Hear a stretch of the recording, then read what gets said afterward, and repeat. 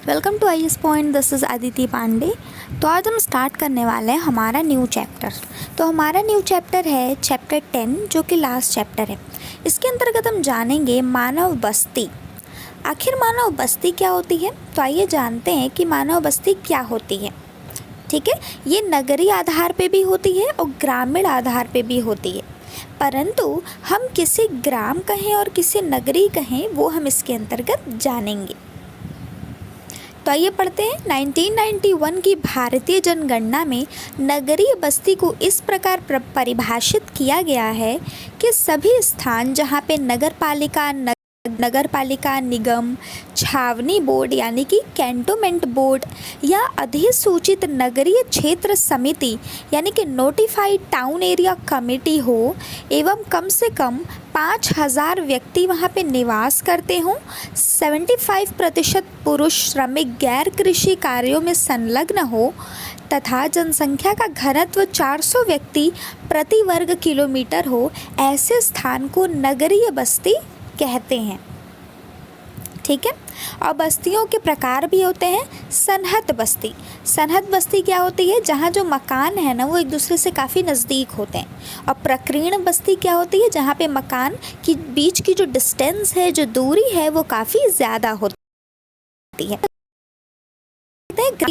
ये अधिक निकटता से तथा प्रत्यक्ष रूप से भूमि से संबंध रखती है। यहाँ पे कृषि, पशुपालन, मछली पालन इत्यादि कार्य होते हैं। काफ़ी छोटा यहाँ पे मतलब एजुकेशन, इन सब चीज़ों का बहुत स्कोप नहीं होता। तथा इसके अंतर्गत कई सारी चीज़ें आती हैं, जैसे जल आपूर्ति कहाँ से होती है? नदियों, झीलों, झरनों इत्यादि से होती है।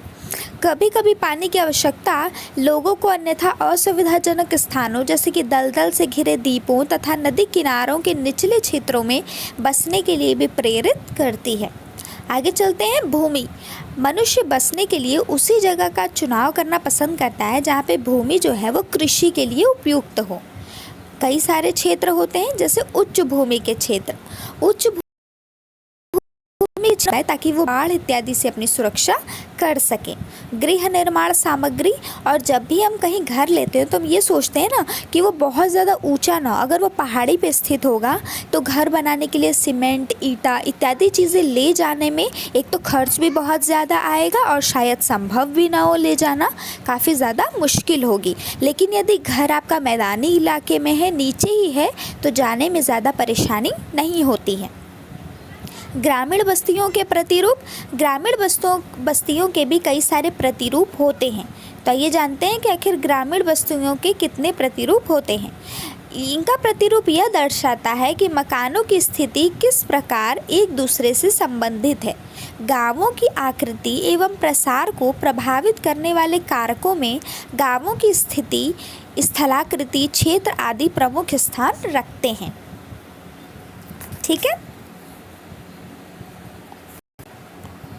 गांव में जो विभाजन होता है विन्यास के आधार पर, कार्य के आधार पर, जैसे कार्य में मछुआरे जो हैं वो जल के थोड़ा पास रहेंगे, पशुपालक जो है वो उस स्थान पे रहेंगे, कृषि वाले लोग। बस्तियों की आकृति के आधार पे भी आयताकार है, वृत्ताकार है, तारे की आकार की है या फिर टी आकार की है।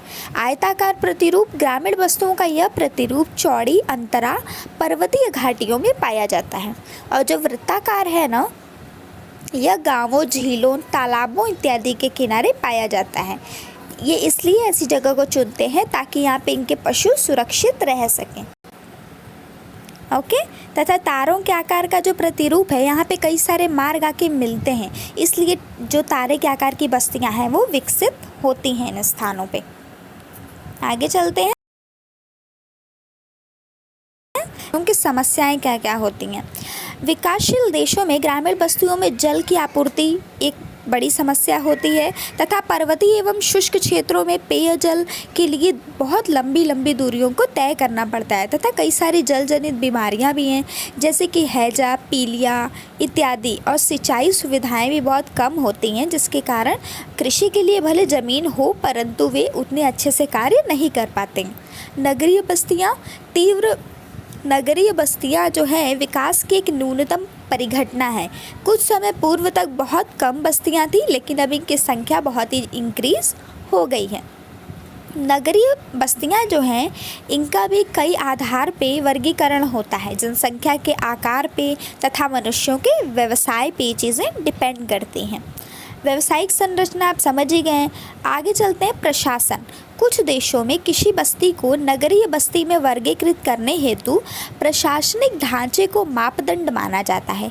उदाहरण के स्वरूप यदि भारत में किसी आकार की बस्ती को नगर के रूप में वर्गीकृत किया जाएगा तो यदि वहाँ नगर पालिका, छावनी बोर्ड इत्यादि समिति हैं।